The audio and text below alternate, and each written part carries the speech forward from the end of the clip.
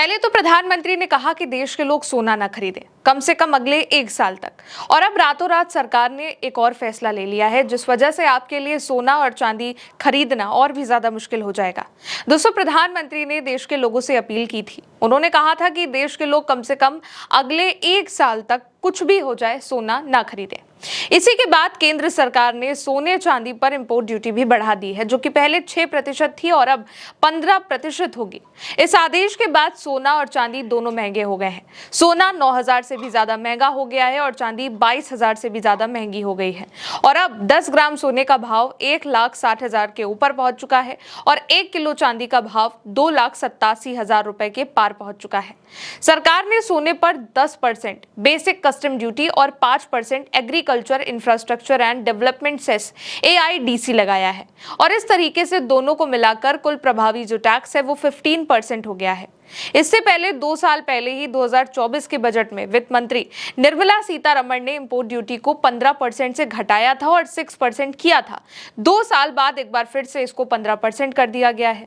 दूसरे देशों से सामान मंगाने पर सरकार जो टैक्स लगाती है उसको इंपोर्ट ड्यूटी कहते हैं।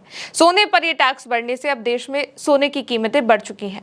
10 मई को इससे पहले प्रधानमंत्री नरेंद्र मोदी ने तेलंगाना में एक सार्वजनिक रैली करी थी और तब लोगों से कहा था कि कुछ भी हो जाए 1 साल तक सोना ना खरीदे।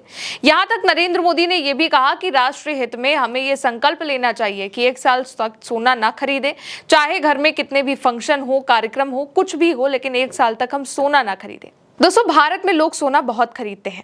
हमारा देश दुनिया का दूसरा सबसे बड़ा सोने का उपभोक्ता है। सोने की मांग को पूरा करने के लिए हमें इसे विदेश से मंगाना पड़ता है और इसके लिए डॉलर खर्च होते हैं।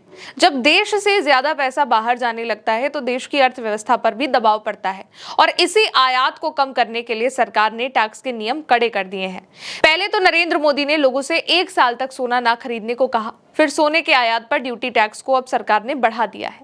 और इस फैसले का एक और जहां पर गोल्ड सिल्वर प्राइस पर असर पड़ा है और सोने चांदी की कीमतों में अचानक तूफानी तेजी आ गई है, तो दूसरी ओर स्काई गोल्ड से लेकर के सेंको गोल्ड और कल्याण ज्वेलर्स जैसी बड़ी कंपनियों के शेयर भी देखते ही देखते क्रैश हो गए हैं।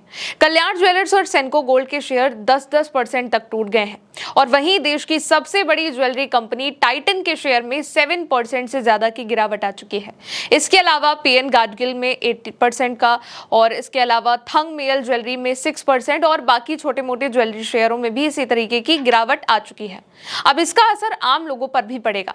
जब सरकार टैक्स या फिर ड्यूटी बढ़ाती है तो सोने की लैंडिंग कॉस्ट यानी कि भारत पहुंचने की कीमत बढ़ जाती है, यानी कि सोना पहले के मुकाबले महंगा मिलेगा और इसीलिए सोने के दाम भारत में फिर से बढ़ गए हैं।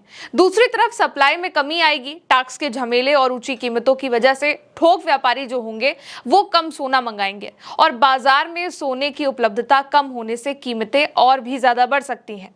इसके अलावा रॉयटर्स की एक रिपोर्ट भी बताती है कि भारत का सोना आयात पिछले 3 दशकों के सबसे निचले स्तर पर पहुंच सकता है। बैंकों पर अचानक 3% इंटीग्रेटेड GST की मांग आने के बाद उन्होंने शिपमेंट रोक दी है और भारत दुनिया का दूसरा सबसे बड़ा गोल्ड कंज्यूमर है, क्योंकि पहले नंबर पर चाइना है।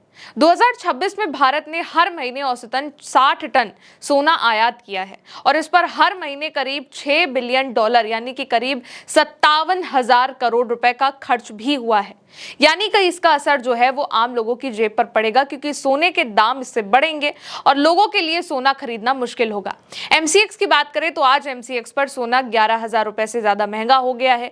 चांदी कल के बंद भाव से 22,000 रुपए तक से ज्यादा महंगी हो गई है। चांदी की कीमत 3 लाख के पार पहुंच चुकी है और अब ये दाम बढ़ते हुए और दिखाई दे रहे हैं। फिलहाल दोस्तों, मेरे साथ इस रिपोर्ट में इतना ही। आप देखते रहिए उल्टा चश्मा UC। मेरा नाम है गौरी। शुक्रिया।